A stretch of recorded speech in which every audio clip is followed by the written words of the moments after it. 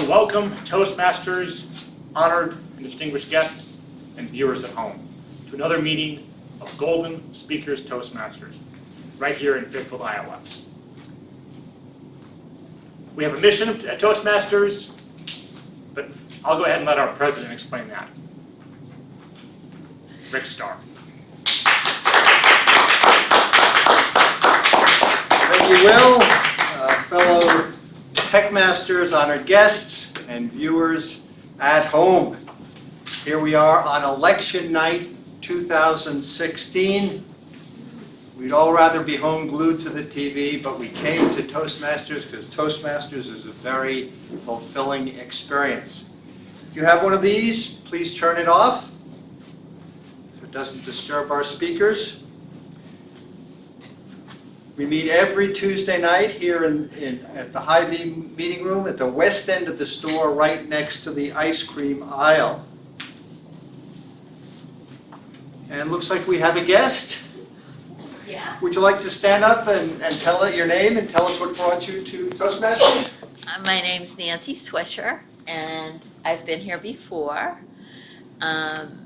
And I came tonight in particular because Susanna's giving a talk, and she wanted me to be here. Good. Very good. And I also just wanted to get away from watching the election.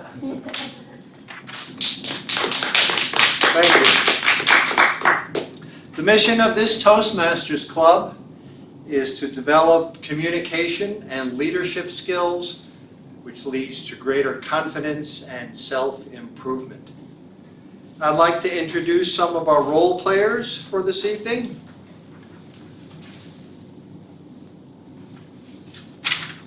And I'll start off with our timer, Will Burns. Will, could you explain the role of a timer, please? Thank you, Rick. My job as timer is to keep track of the speeches, evaluations, and the reports as well. I should have come to that. Tonight we have two speeches. Both of them are between 5 to 7 minutes. They will see the green light at 5 minutes, the amber light at 6, and the red light at 7, at which point they have about 30 seconds to wrap up. For the speech evaluations, we have a similar setup: 2 minutes, 2:30, and 3 minutes. And for our table topics, it's 1 to 2 minutes with a 30-second grace period before and after. Thank you.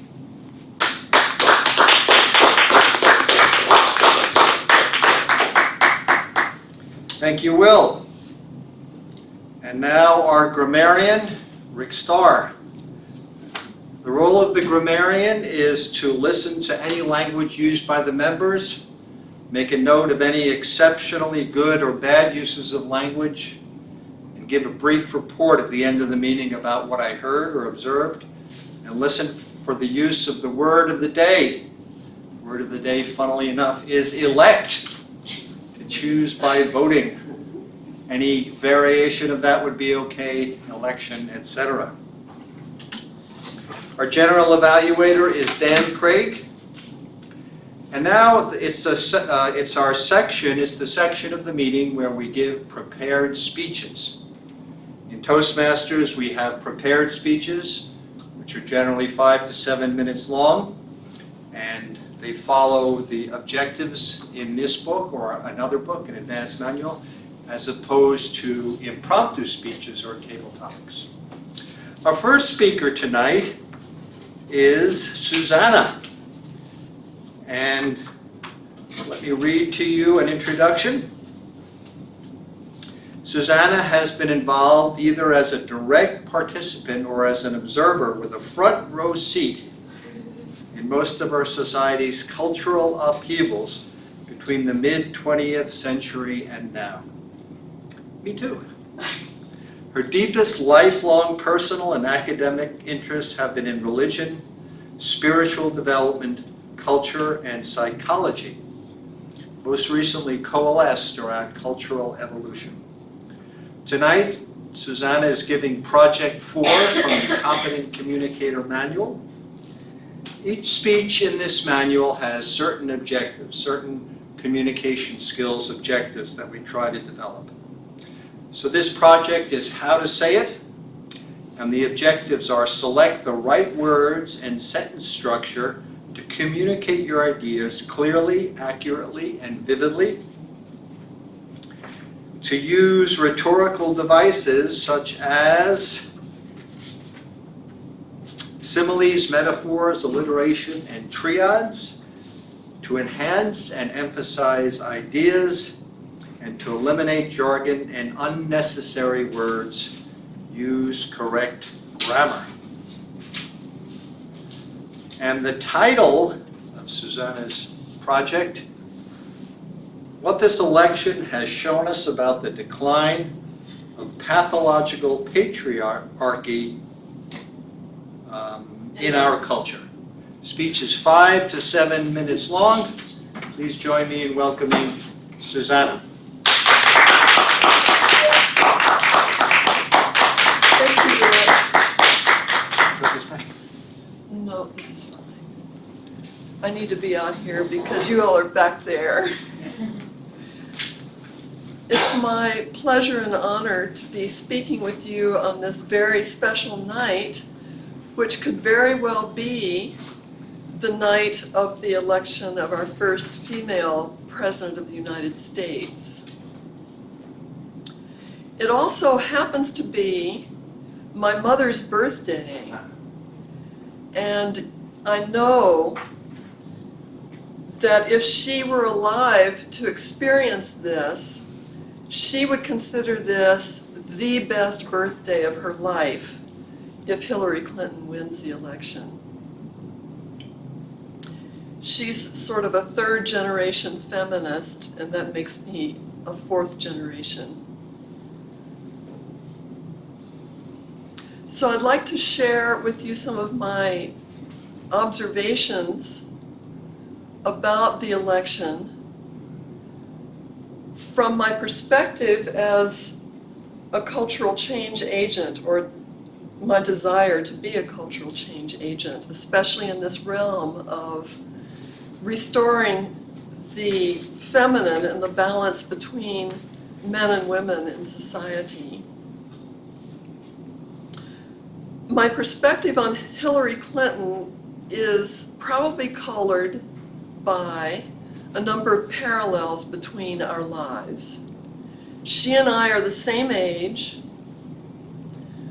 We both grew up in religious households that emphasized the social gospel aspect of Christianity as a foundation for and a motivation for lifelong public service and contribution to society. We both graduated from top-level Ivy League schools in the same year, 1969, and we both participated, although in very, very different ways, in the process of cultural change over the past several decades.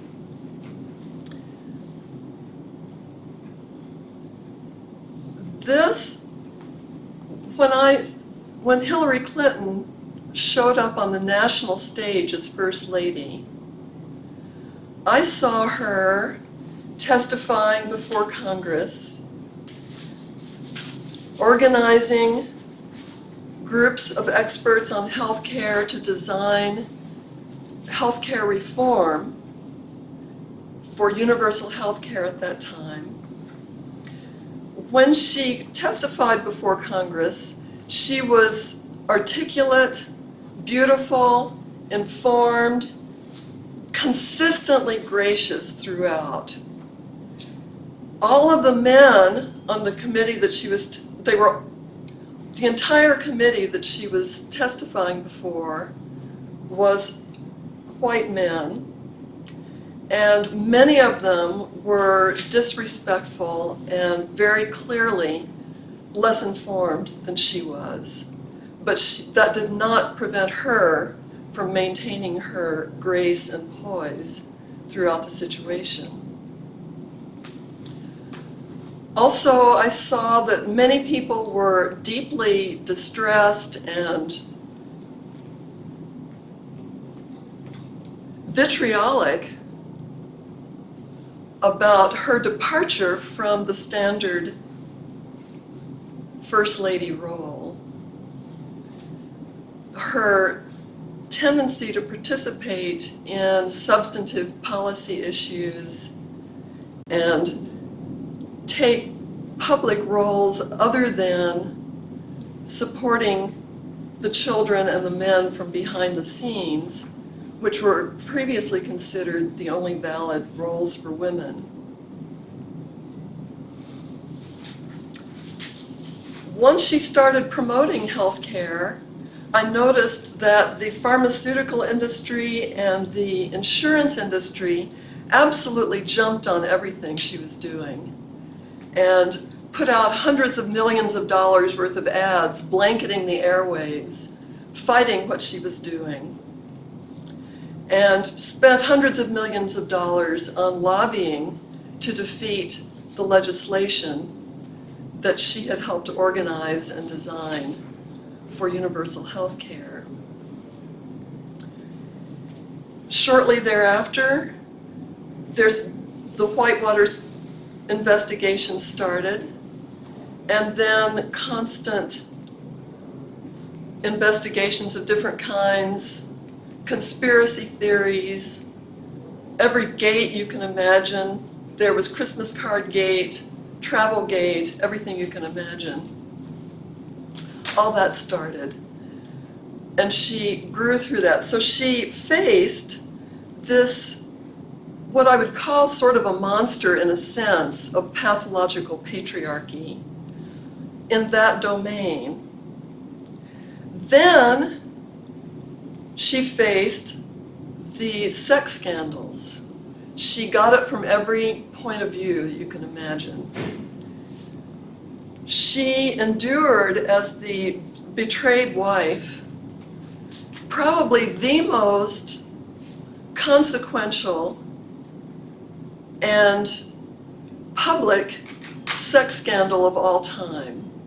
Literally billions of people around the world for months hearing about every sordid detail of her husband's escapades. This had to have been searingly painful for her as a woman. And then on top of that, to have to deal with it on such a huge public scale. I don't think there's any woman on this planet who's had to go deeply enough to grow beyond the shame that must have involved and the judgment of literally billions of people, to grow and somehow rise above that, to then continue with her own life of public service as a senator and then later as Secretary of State. This election could not have been a more vivid portrayal of the worst of pathological patriarchy that she had to deal with. The flock of alpha males that the Republican Party put up with Trump in the primary, every last one of them was mowed down by Trump's high skill in bullying and in grabbing people's attention and tapping in to the lowest possible reptilian impulses of people. And everybody's attention was completely riveted on that, because that's what happens when people tap into that level of humanity. And for a while I was concerned that she wasn't going to be able to stand up to this, because he mowed down every alpha male they put up against him. However, She managed to hold her own in this incredible situation with him dragging in all of her husband's former women to the debate. She managed to maintain herself and her clarity and her own purpose in the light of all of that. This gives me great hope that the incredible depth that she's had to develop dealing with all of this over all these years will give her the strength that she needs to begin to heal all these wounds and begin to address these huge problems that we have in our society now. So let's hope that that succeeds, that endeavor. Thank you.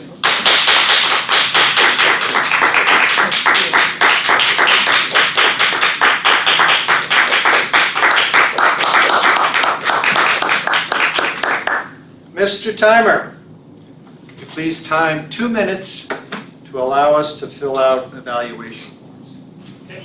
Thank you, and welcome back. And now I'd like to introduce Andal, who will give the introduction for Santoria's speech. Andal.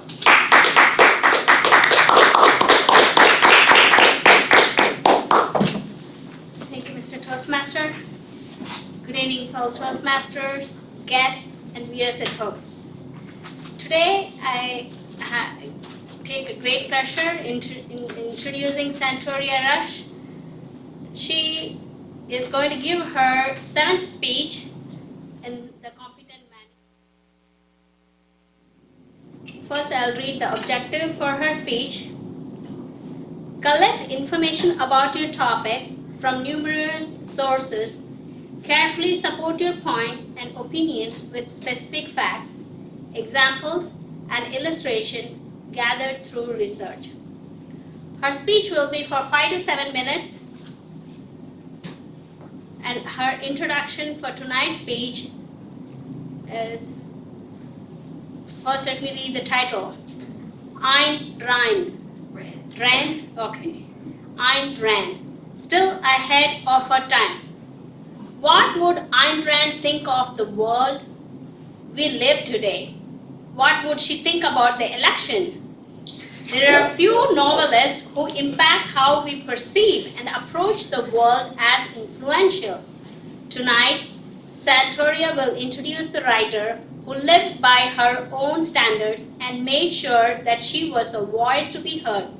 Ayn Rand, still ahead of her time. Let's welcome Santoria Rush.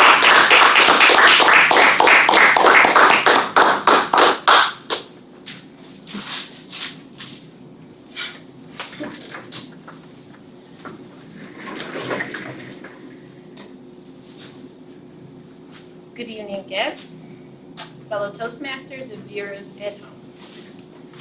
I am proud to give my speech tonight because it's about my favorite writer, Ayn Rand. I first read Atlas Shrugged when I was 15 years old. And the reason I read it was to challenge myself. I actually didn't know what it was about. It was one of the biggest books on the bookshelf. So I just wanted to see if I could do it. I spent all summer reading it, and by far, it's one of the most influential books I have ever read.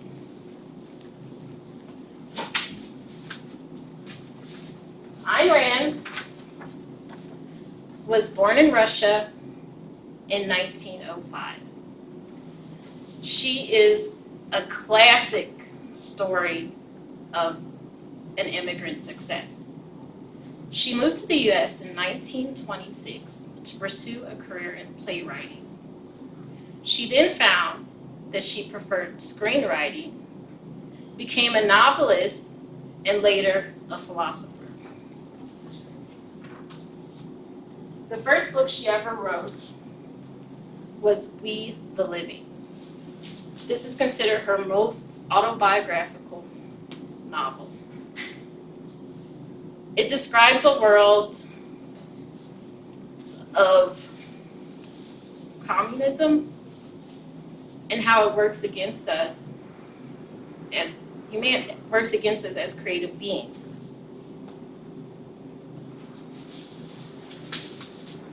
This election has been really annoying for me, to be perfectly honest.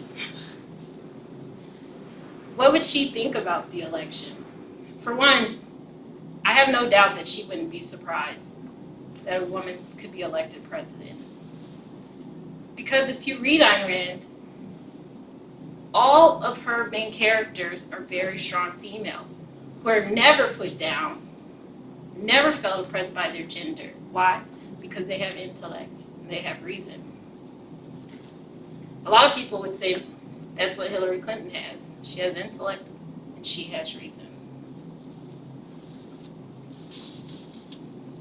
The philosophy that she developed in the course of her novels, most notably Atlas Shrugged, is called objectivism. I'm going to read you a short definition.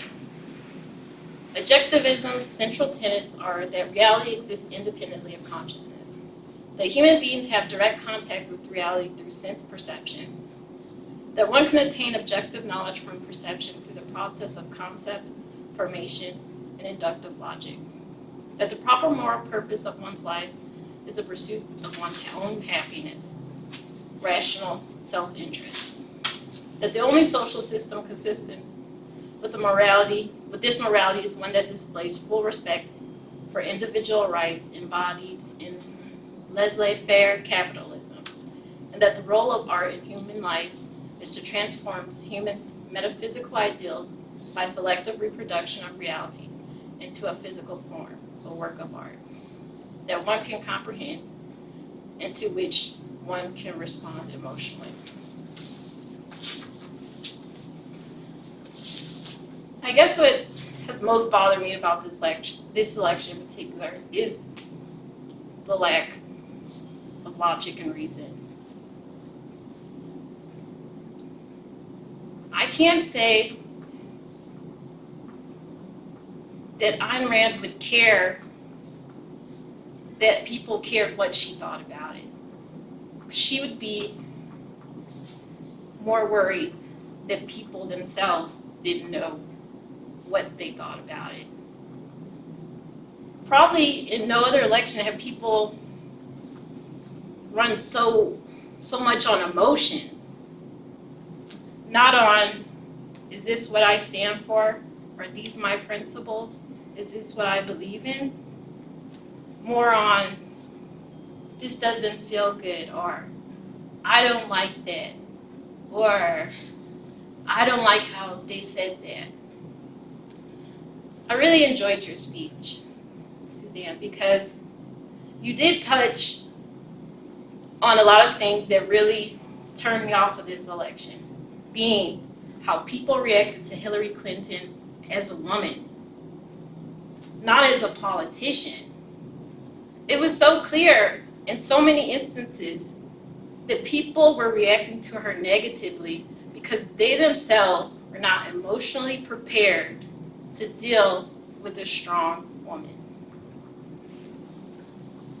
Can you imagine in 2016, the very issues that Ayn Rand faced in the 20s are still affecting us?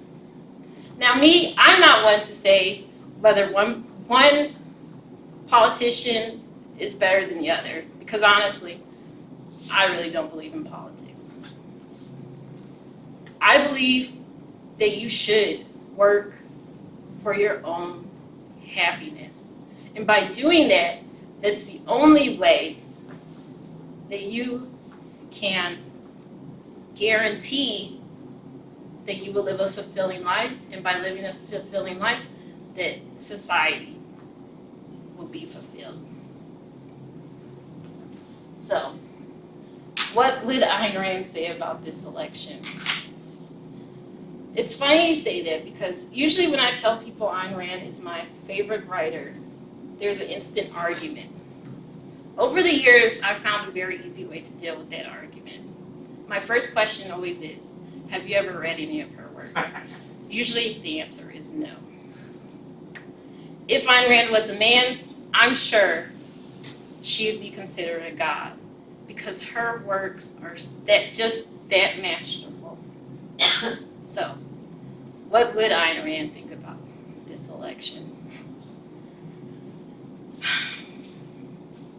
I really don't know, and I really don't care. All I know is that I would do my best to pursue my happiness and be the best person that I can be. Thank you.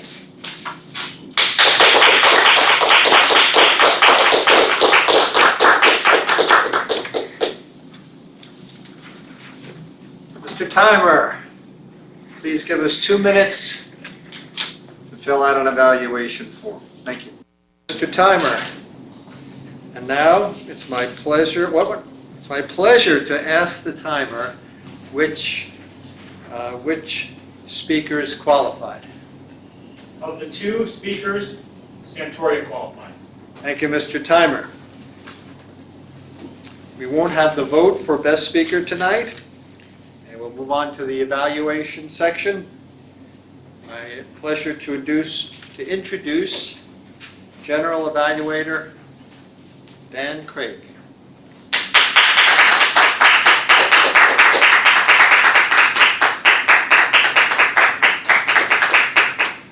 Thank you, Mr. Toastmaster. Honored guest, fellow members. Now it's the portion of the meeting where we hear evaluations for the speakers.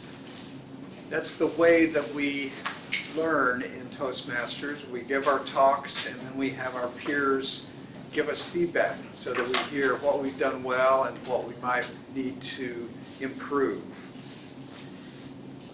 Tonight, our first evaluator will be Rick Starr, who's evaluating Susanna's speech. Please welcome Rick.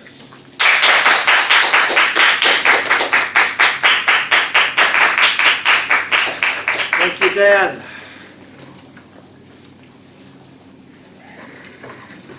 Fellow Golden speakers, honored guests, viewers at home, especially Susanna. What more appropriate topic on election night than a speech about one of the candidates? And the title, I think you get an award for the longest speech title I've ever heard. What this election has shown us about the decline of pathological patriarchy in our culture. But I thought that was the speech, but no, that was just the title, and it was perfectly appropriate to your talk. I'm going to go through the objectives in the manual.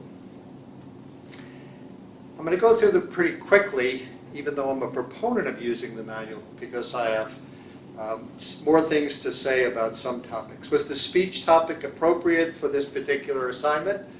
Absolutely.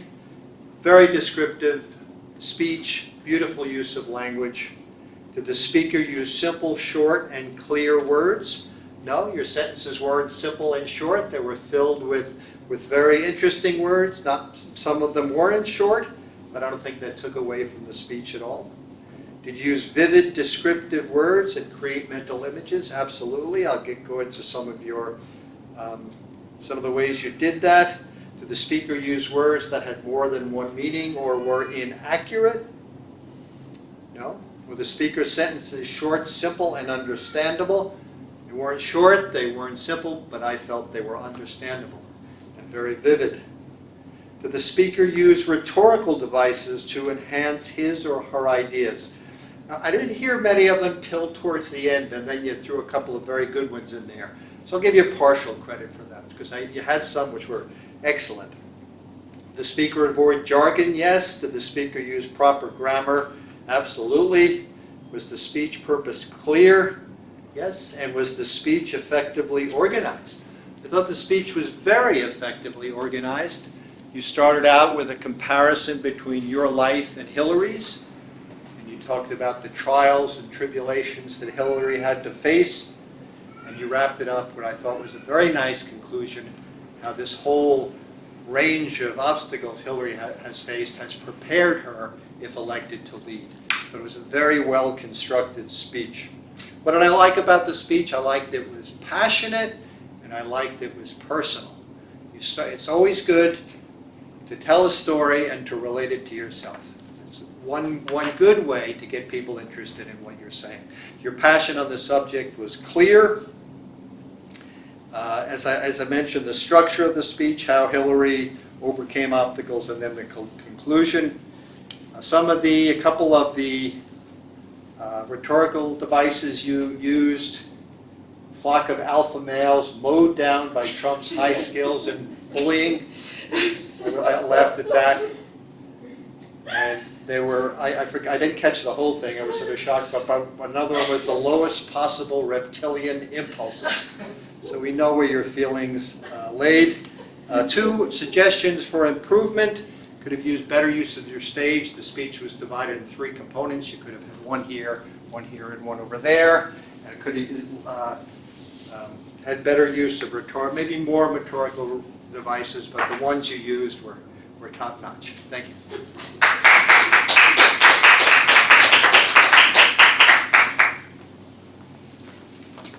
Thank you, Rick. Now, our second evaluator tonight will be Andal Krishna, who's going to evaluate Santoria's speech.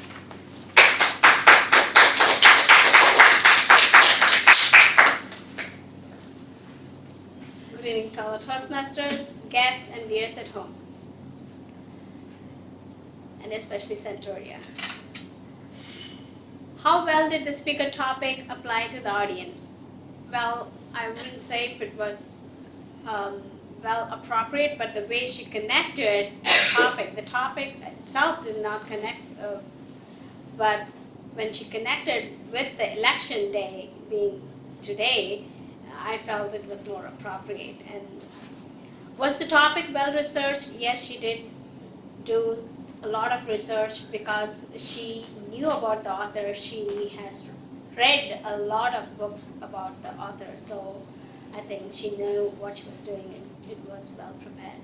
How well did the speaker support her or her main points? Well, the way you started your speech, it sounded to me like you were going to talk more about the author, about how she was a playwright and then later became a novelist and then a philosopher. So I was looking forward to hear that to be connected with the election right now, or with the female elector, whoever is standing right now. So that was what I was looking, which was not there. Was the support material appropriate for the point made? Yes, initially you started to support, but then at the end you came up saying that you were not sure what the author would think about. Maybe I would suggest that if you would have made up something to support your points there, because your objective was to support the points.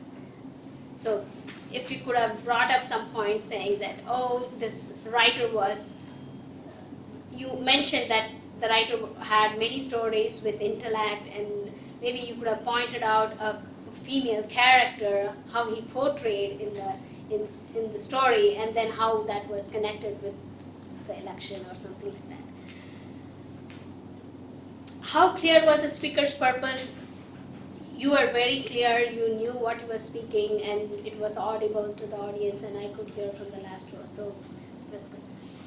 Did the speaker take advantage of the body language and vocal variety? I mean, you had a nice voice which everyone could hear, but then there was not much body language. What would the speaker have done differently to improve the speech? I would say that, as mentioned earlier, that if you could have made more concrete points to say how it was connected, the author was connected to the speech. What did you like about the speech? I loved the way you brought the book and the picture of the writer, I can never forget because it connects me because I'm very poor at remembering names, so I can never forget Ayn Rand now because you showed the picture and you brought the books. Thank you.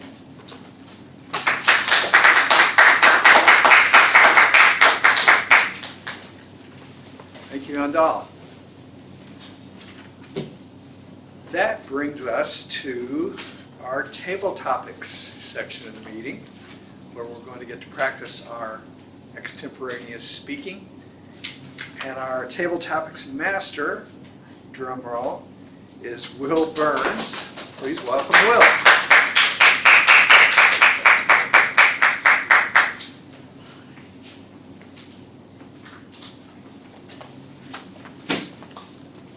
Thank you, Dan. We're going to do things a little different tonight because of our attendance. So I think we'll do a round table. You guys ever done that before? I'm going to stand up here. We can start with a particular story or some sort of event, and we can kind of just build on the story as we go around. So I'll have everybody come on up here to start.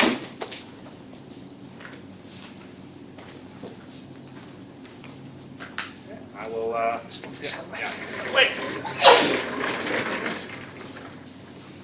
All right. Okay, so we're going to make a good circle here. What about our cameraman? I'll dash in at the appropriate time. Okay.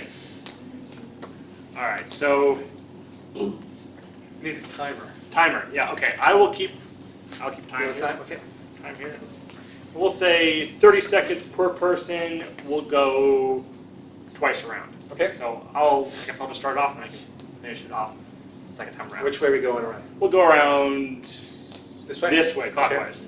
It's the way the world turns, or it should turn. In some philosophy. Okay. I guess I'll let Rick start. I got timing. I got to delegate here a little bit. So go ahead, Rick, when you're ready. Okay. We have 30 seconds. 30 seconds. Once I start speaking, Yes. I can stall for up to 30 seconds before I start. Yeah. But no one else can. Everyone else has to pick it right up. Your time to think is while he's speaking. Yeah, so Is there a theme? I'll let you know what it is.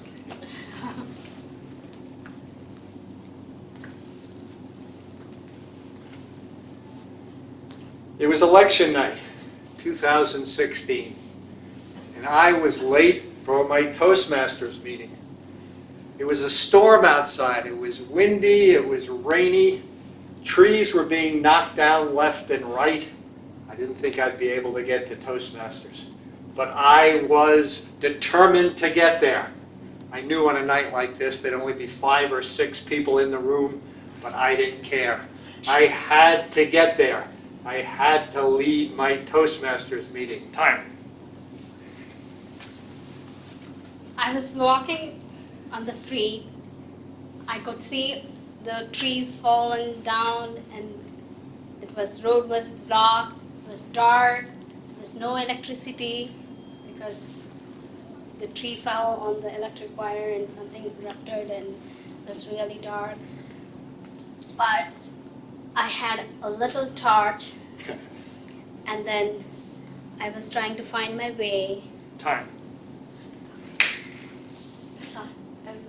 As Andal was trying to find her way, I was celebrating that the electricity had gone out.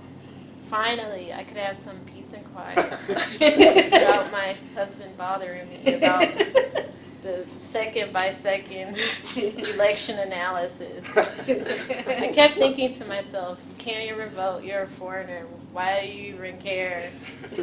But it was just like a candy in a he was just like a kid in a candy store. Time. Riveted to his television set, along with the rest of the population of the country, at least those who were still standing. He said, please bring back ice cream from your Toastmasters meeting right in the room next to the ice cream section of the grocery store. Time. Daniel? Okay, I'll follow you. Okay. I went to the ice cream aisle. There were some tough choices to make here. I looked at the Stephen Colbert Americone Dream, but I was disgusted. I've had enough of red, white, and blue for a little while. I want a nice color like peach. There's a color I can believe in. Of course, peach is not a color, so that makes no sense. I had to go on and maybe find another color. There's so many choices, it's mind-boggling. Time. And thinking about all those ice cream flavors and the various possibilities made me reflect on diversity in our society. Which could have been an important election topic, but turned out not to be because we didn't quite get there. So I thought, I'll just have some vanilla. Time. And vanilla seems appropriate to this election. One side is clearly more vanilla than the other. But going back to ice cream, there's a huge number of choices in the ice cream, in the freezer section. And I always look very carefully at it. I tried, is it going to be Ben & Jerry's? Is it going to be Haagen-Dazs? It always turns out to be vanilla. It always turns out to be Breyer's vanilla. My fellow ice cream aficionados mock me for this. They say I have no taste. They say I have no palate. I don't care. I love Breyer's vanilla. Time. Well, when it comes to ice cream, the first thing comes to my mind is my son. I remember when he was 5 years old, that was the first time when he first tasted ice cream.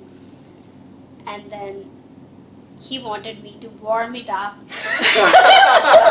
the microwave. He asked me, "Mom, it's too cold. Can you warm it for me?" It was so funny. Every time I buy ice cream, I had to warm it and then give it to him a little bit to make to become a little warmer for him to eat. So Time. That's when I realized that Ndal's son was wise beyond his years.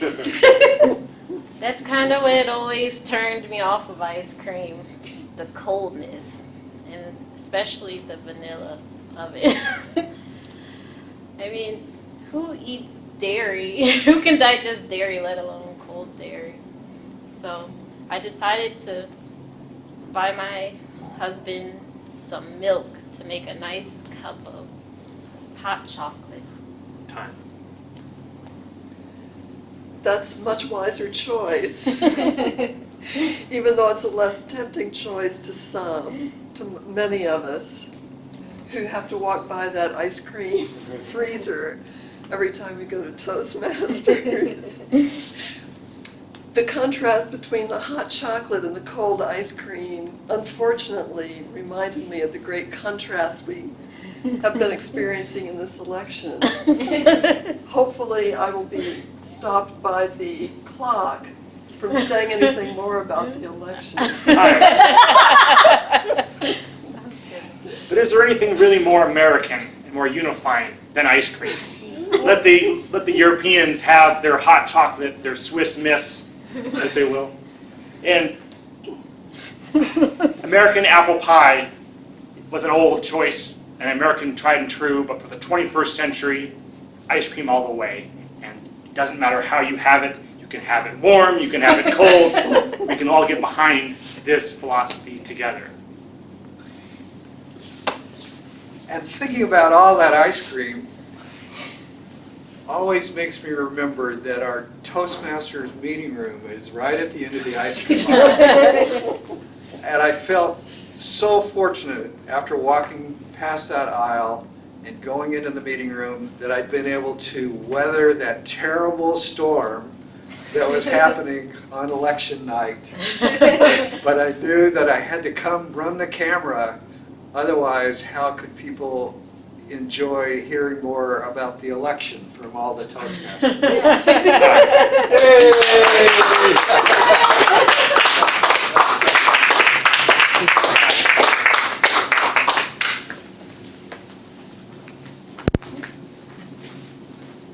So since this was a somewhat informal table of topics, we're not going to have a table of topics evaluator.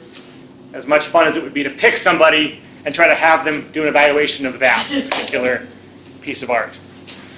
Let me see here. Like any good news anchor or any good chairperson, we always want to go off for our agenda. Where are we at here? Let's ask the question, which evaluator is qualified? And thankfully, I don't even have to look at my notes to say that one of our evaluators qualified, and that was Andal tonight. So, I'm a timer, so okay, so we're good on that. I feel like I'm kind of taking your job here, Dan. Do you want to come on up here for the reports?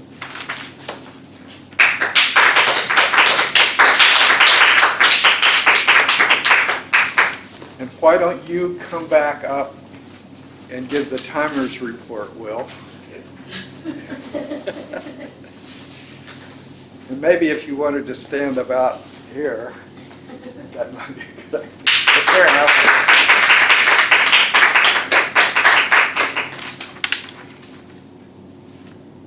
For our speeches, Susanna spoke for 9 minutes and 42 seconds. Santoria spoke for 7 minutes, 10 seconds. For speech evaluations, Rick spoke for 3 minutes, 42 seconds. Andal spoke for 3 minutes, 29 seconds. All in all, a fascinating, nail-biting contest here. Thank you.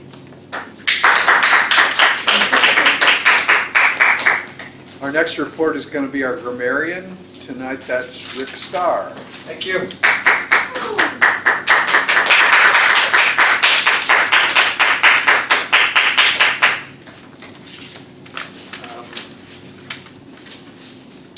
The word of the day, elect or election. Santoria was the clear winner, used it multiple times during the speech, 3 or 4 times. Susanna, I don't know if you used it, but your speech was all about Hillary and the election, so I'll give you one bonus point for that. Santoria, I felt you captured Ayn Rand in the things you said. People reacted emotionally because they were not prepared to deal with a strong woman, and the philosophy summed up, you should work for your own happiness.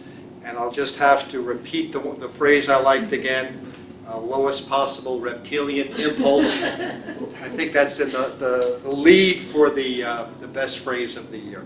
Thank you.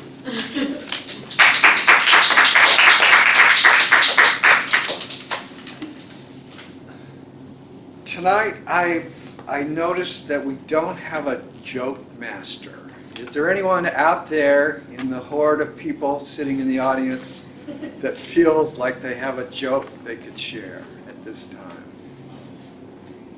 Hopefully not election themed. Nope, sorry, everybody's I have exhausted. a joke, but it's the All only right. joke I know, so I've been saving it. It's for the tomorrow. only joke Susanna knows. What an auspicious occasion. Walk around this way.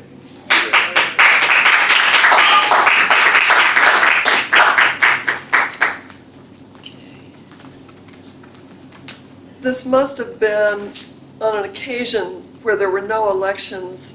For some reason, a priest, a rabbi, and an engineer were about to be guillotined.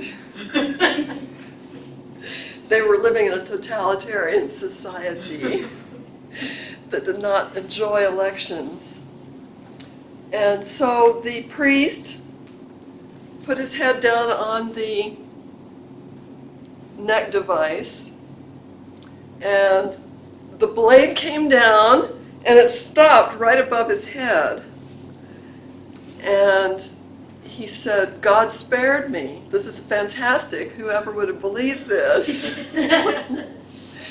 And then the rabbi put his head down on the chopping block, and the same thing happened. The blade came down. Everybody thought his head was going to roll, but it stopped right above his head. And he said, "God spared me. This is fantastic. Thank you." And then the engineer put his head down on the chopping block, and the blade came down and it stopped, And the engineer looked up and said, "Oh, I see what the problem is."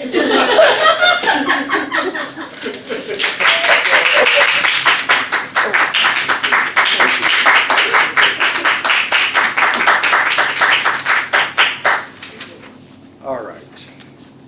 Thank you for that non-election themed joke. We enjoyed the change of pace. Now it's time for me to evaluate the evaluators, which will be swift this evening. Our first evaluator was Rick. He was evaluating Susanna's speech. I enjoyed the fact that Rick began with some humor, poking a little fun at the length of the title of the speech. I enjoyed his evaluation because he used the points in the manual as his framework, but then gave good illustrations of what he was talking about. When he had a suggestion, he told us what could have been done in specific. When he had praise, for example, rhetorical devices, he gave us examples of those rhetorical devices. I don't have much to suggest for Rick. I think all in all it was really quite a balanced evaluation. Maybe staging a little bit. Not totally appropriate for an evaluation, but that's one thing I can. Then we had Andal, who was evaluating Santoria's speech. I again thought we had a very nice evaluation. I liked that she greeted the audience. I usually mean to do this, but I don't often remember, but after she greeted, she said, "and especially Santoria." A lot of people say that, but it really is powerful to say, "I'm speaking to you," because that's the focus. That's what we're talking about here. So that was good. I like that you used the manual. I like that you had a suggestion for her. My suggestion for you is fairly simple. It's the volume of your speaking voice. If you go through and give the evaluation, or if you watch the video, I think you'll see that when you read the question out of the manual, it was a nice clear voice, and you'd begin to give your response to that or detail of that, and then you had a tendency to sort of maybe start thinking about the next point, or I'm not sure what it was, but your voice would dwindle down. So if you'll pay attention to that and give us the clear speaking voice all the way through, that will be the best. But a nice job, both evaluators. A good job for all in our meeting tonight, where we had to be extra flexible. But as always, it was lots of fun, and it gave us something to do without just sitting around waiting to see the results tick on. I'm going to turn the meeting back over to our Toastmaster, Rick Starr.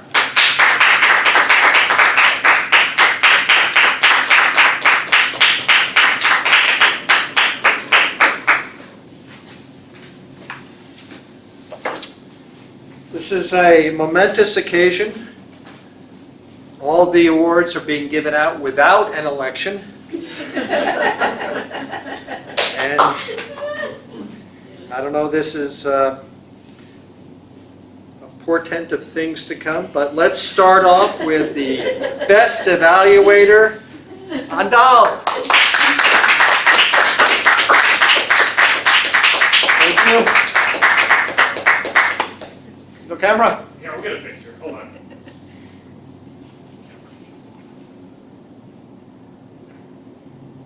This is good practice here. I'm going to really emphasize this.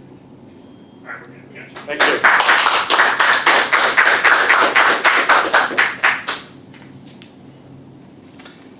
Best speaker and also a ribbon for speech number 4, Susanna. Oh no, Santoria. And for best speaker and for project number 7, Santoria. You just delete that from there. Best speaker and project number 7. Great. Thank you. Good Thank you. And then a ribbon for project number 4, Susanna.